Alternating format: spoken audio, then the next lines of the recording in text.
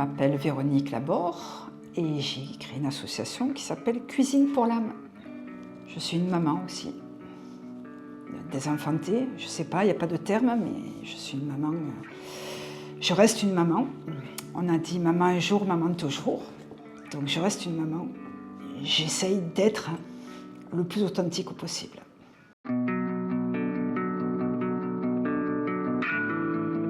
Alors ce projet de cuisine, il est primordial et je dirais que c'est mon essence. Il est né avec Sidonie, donc ma fille.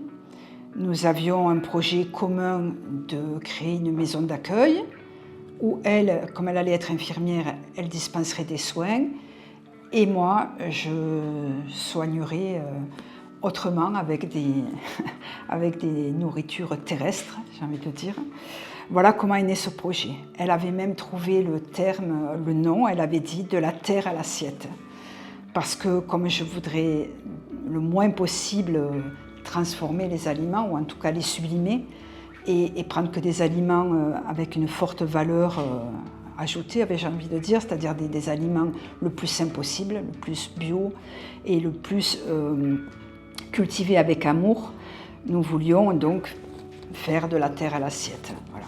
Et Sidonie étant partie le 8 novembre 21, j'ai attendu d'arriver à me remettre debout, même si je me suis levée tous les jours. Il n'y a pas un jour où je ne me suis pas levée de mon lit depuis qu'elle est partie. Et je suis arrivée ici à Bédarieux début 24. Et après les travaux, puisque j'ai acheté cette maison que j'ai retapée, donc au mois de mai, j'ai lancé mon association Cuisine pour l'âme. Voilà, afin de faire vivre dans la matière le projet que nous avions ensemble en commun. C'est une façon pour moi de l'honorer, de continuer à la faire vivre. Bon, je suis très émue. Et qu'elle voit que je continue. Alors le principe de la cuisine en conscience, tout le monde sait plus ou moins cuisiner, mais on ne prend pas le temps, que ce soit pour cuisiner ou autre chose, d'être présent à ce que l'on fait. Je suis une ancienne cuisinière professionnelle, donc je voulais montrer aussi qu'on peut, grâce à la cuisine, trouver un chemin de réparation, une autre voie.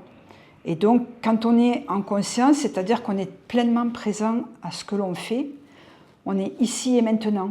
Quand on est en deuil, on est très très impacté à tous les niveaux, émotionnellement, physiquement, psychologiquement, et on perd beaucoup de motivation, on est irritable, on manque de sommeil, on est vraiment beaucoup dans le chagrin, dans la tristesse, et c'est normal. Mais le fait de proposer une cuisine en conscience permet aux personnes justement qui sont affectées par un deuil, ça leur permet de se reconnecter à ici et maintenant.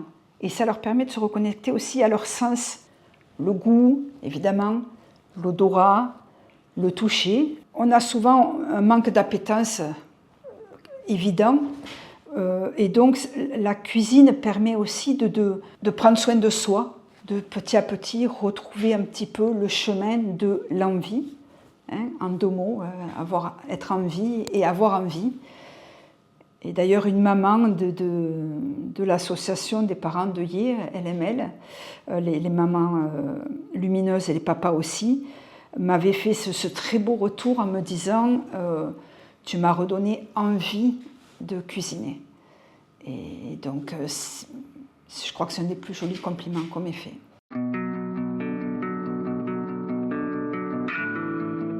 Alors, le deuil impacte fortement la nutrition. Donc, on a tendance à beaucoup se négliger et à plus manger ou très mal manger, à grignoter ce que l'on trouve. Ou au contraire, on a tendance à manger de façon conséquente et pas forcément comme il faudrait non plus. Il faut savoir qu'en plus l'alimentation a souvent des origines dans l'enfance, hein, avec tout un impact émotionnel, où c'est lié à la récompense, où c'est lié à la punition malheureusement. Et donc quand on est en deuil, on a tout qui est exacerbé, tous nos ressentis, toutes nos émotions.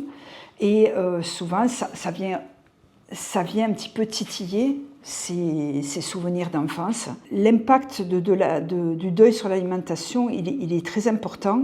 On mange mal ou on mange trop, on est souvent en manque de sommeil, on a toutes les émotions qui sont exacerbées. Donc il faut essayer à tout prix de soutenir le corps avec des axes relativement simples. Les impacts sont souvent, je vais dire, multiples. On dort mal. Donc, comme on dort mal, des fois on a tendance à se relever. Qu'est-ce qu'on fait? On grignote, on se remplit du vide, on se remplit de l'absence. Alors qu'il est primordial dans ces moments de grande vulnérabilité de prendre soin de nous, de notre corps, parce que notre corps, c'est quand même notre véhicule terrestre. Essayons de reconsidérer notre corps comme un temple et non comme une poubelle.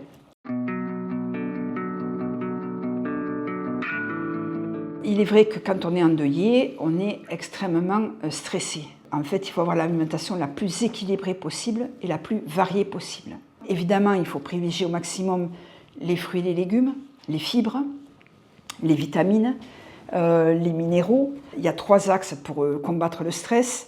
Il y a le magnésium, il y a ce qu'on appelle les tryptophanes, et il y a les oligo-éléments. Source de magnésium, on a évidemment tout ce qui est légumineuse et tout ce qui est oléagineux.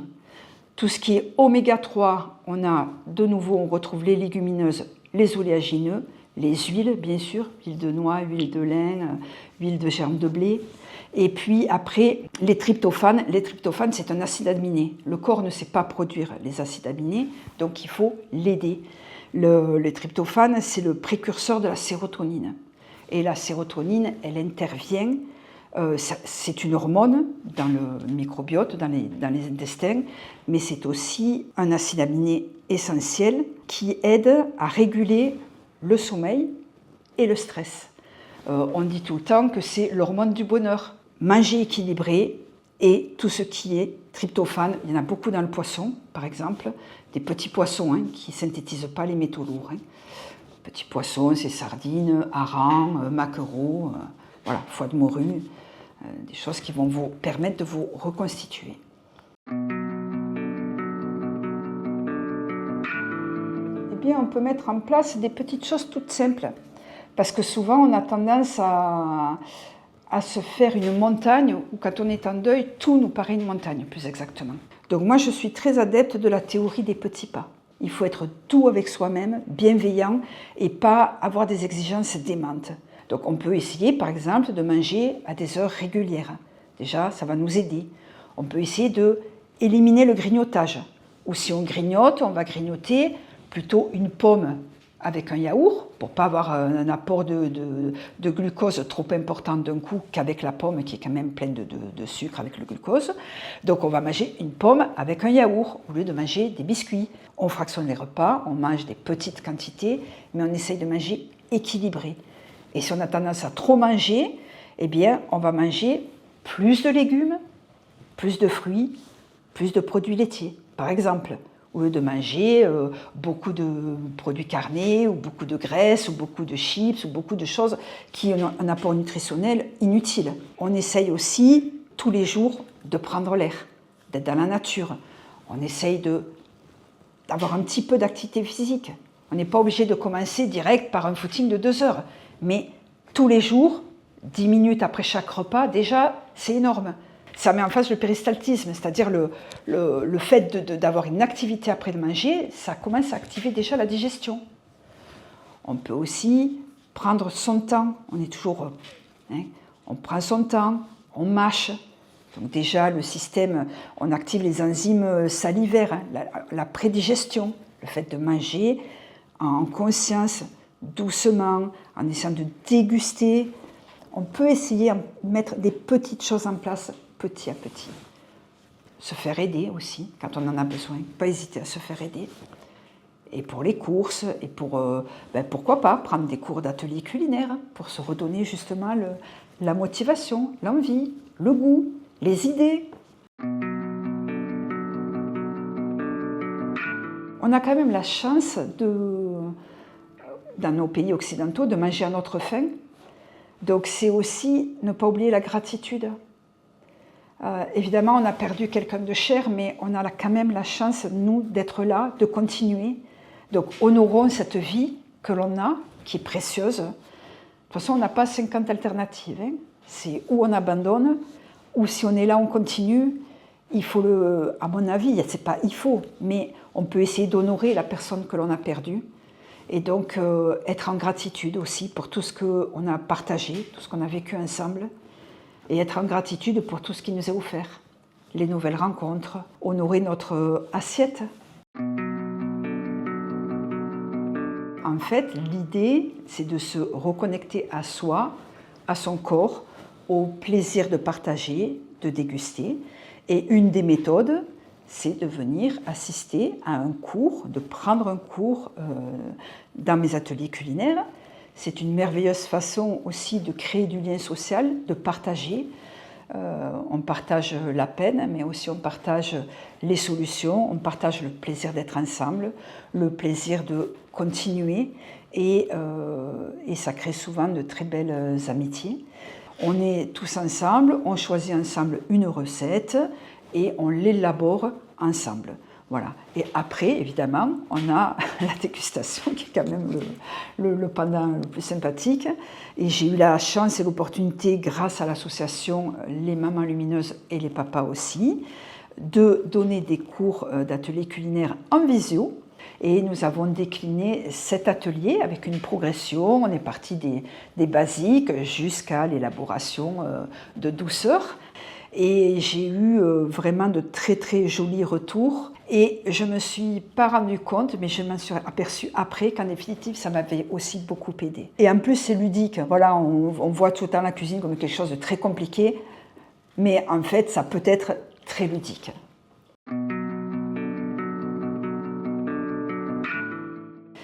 Comme retour, j'ai eu finalement mon mari qui pensait ne pas aimer cuisiner végétarien, finalement je lui ai pas dit, tiens, par exemple, que j'avais cuisiné du tofu ou autre, et il a aimé. Comme quoi ça casse aussi un peu les a priori. Comme autre retour, j'ai eu ça m'a donné aussi envie de cuisiner avec mes autres enfants. Donc finalement, ça permet de refaire une cohésion, j'ai envie de dire d'équipe, parce qu'une famille, c'est une équipe. Même s'il manque un membre, eh bien, le membre, il est toujours présent. Dans ma cuisine, j'ai oublié de vous montrer, mais en arrivant, il y a Sidonie qui nous fait un petit coucou. Il y a une photo de Sidonie en arrivant, et voilà, pour moi, elle est là. Il y a plein d'ustensiles dans la cuisine qui sont à elle. Il y a plein d'éléments. Personne ne le sait, mais moi, je le sais. Donc, c'est une façon de dire que même la personne qui a disparu, elle est là.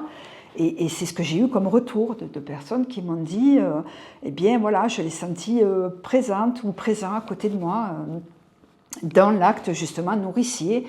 J'ai eu envie de refaire son ou sa recette préférée.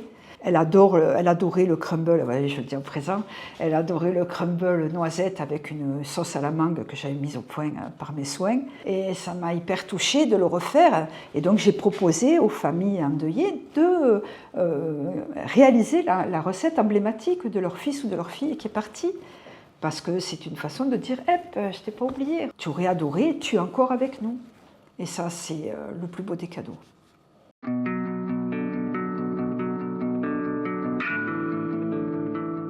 Si j'avais un message à adresser aux mamans et aux papas endeuillés, ce serait « Soyez doux et douces avec vous-même. Nous faisons tous comme nous pouvons. C'est un tsunami dans notre vie. Il faut le temps de le digérer. Vous voyez, on digère nos émotions aussi. Allez-y, pas après pas. Et surtout, essayez de vous faire du bien. Parce que souvent, on s'oublie beaucoup. C'est comme inconsciemment, mais c'est comme si on se punissait. C'est la double peine, hein. On a déjà perdu quelqu'un que l'on aime, sans doute quelqu'un qu'on aime le plus au monde, donc on est déjà assez affecté comme ça. Ne nous punissons pas, pensons à nous faire plaisir, pensons à retrouver le chemin et le goût de la vie. Vous voyez, le goût, tout est symbolique, et ça passe beaucoup par des choses simples comme l'alimentation. Et vraiment, je vous invite à essayer de vous y remettre Et si vous n'y arrivez pas, venez me voir, je vais vous y aider.